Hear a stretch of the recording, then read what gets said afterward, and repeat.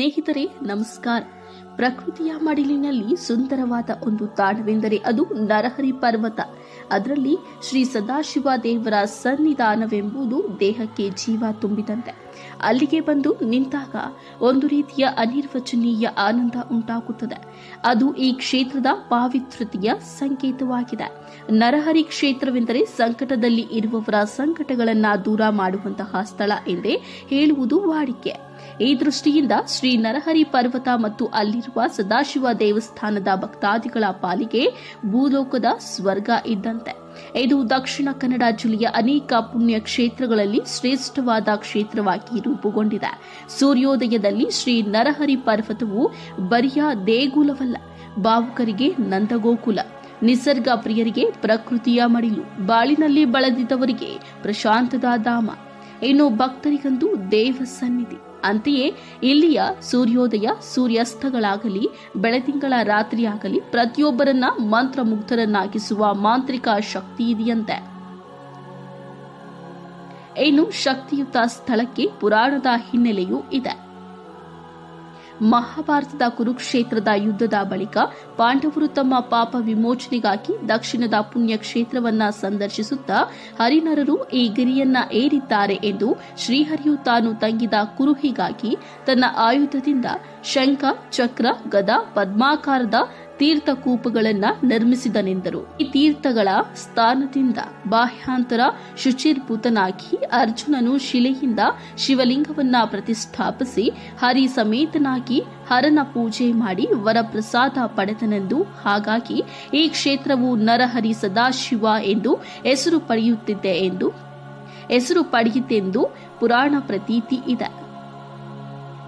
ಸ್ನೇಹಿತರೆ, ನಾಸ್ತಿಕರನ್ನ ಆಸ್ತಿಕರನ್ನಾಗಿ ಪರಿವರ್ತಿಸುವ ಈ ಪ್ರೇಕ್ಷಣೀಯ ಪುಣ್ಯ ಕ್ಷೇತ್ರದಲ್ಲಿ ಕರ್ಕಾಟಕ ಸಿಂಹ ಮಾಸಗಳ ಅಮಾವಾಸ್ಯೆಗಳಲ್ಲಿಯೂ ಸಹ ಕಾರ್ತಿಕ ಮಾಸದ ಸೋಮವಾರಗಳಲ್ಲೂ ಭಕ್ತಾದಿಗಳು ಬಂದು ಹರಿಹರರ ಸೇವೆ ಮಾಡಿ ಚತುರ್ವಿಧ ಪುಣ್ಯ ಫಲ ಪಡೆಯುತ್ತಿದ್ದಾರೆ. ಈ ಕ್ಷೇತ್ರದಲ್ಲಿ ಬಲಿವಾಡು ಸೇವೆಯಿಂದ ಸರ್ವ ಭಯವು, ಪಾಶಾರ್ಪಣೆಯಿಂದ ಉಬ್ಬಸ ವ್ಯಾಧಿಯು, ತೊಟ್ಟಿಲು ಮಗು ಸೇವೆಯಿಂದ ಬಂಜೆತನವು ನೀಗುವುದಲ್ಲದೆ ಎಳೆನೀರು ಅಭಿಷೇಕದಿಂದ ಸರ್ವ ಇಷ್ಟಾರ್ಥ ಸಿದ್ಧಿಯೂ ಆಗುತ್ತದೆ ಎಂಬ ನಂಬಿಕೆ ಈಗಲೂ ಇದೆ.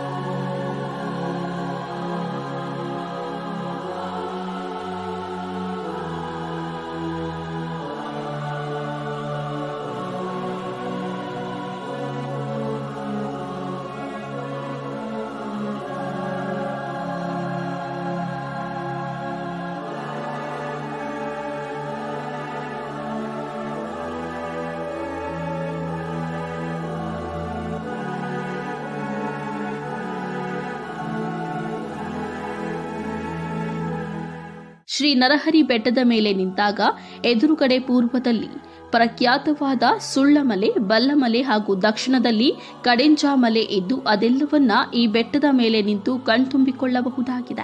ಇಲ್ಲಿನ ಇನ್ನೊಂದು ವಿಶೇಷತೆ ಏನೆಂದರೆ, ಬೆಟ್ಟದ ಒಂದು ಬದಿಯಲ್ಲಿ ರಾಷ್ಟ್ರೀಯ ಹೆದ್ದಾರಿ, ಇನ್ನೊಂದು ಬದಿಯಲ್ಲಿ ಮಂಗಳೂರು ಹಾಸನ ರೈಲು ಮಾರ್ಗ, ಮಗದೊಂದು ಬದಿಯಲ್ಲಿ ಜೀವನದಿ ನೇತ್ರಾವತಿ ಹರಿಯುತ್ತದೆ. ಸುತ್ತಲೂ ಹಚ್ಚ ಹಸುರಿನ ಗದ್ದೆಗಳು, ತೆಂಗು, ಅಡಿಕೆ ತೋಟಗಳು, ಪ್ರಕೃತಿ ಮಾತೆಯ ರಮಣೀಯ ದೃಶ್ಯಗಳನ್ನು ಕಣ್ತುಂಬಿಕೊಳ್ಳಬಹುದಾಗಿದೆ. ಸ್ನೇಹಿತರೆ, ಮಂಗಳೂರು ಬೆಂಗಳೂರು ರಾಷ್ಟ್ರೀಯ ಹೆದ್ದಾರಿ 48ರಲ್ಲಿ 28 ಕಿಲೋಮೀಟರ್ ಪೂರ್ವಕ್ಕೆ ಸಾಗಿದ್ರೆ ನರಹರಿ ಸದಾಶಿವ ದೇವಸ್ಥಾನ ಸಿಗುತ್ತದೆ.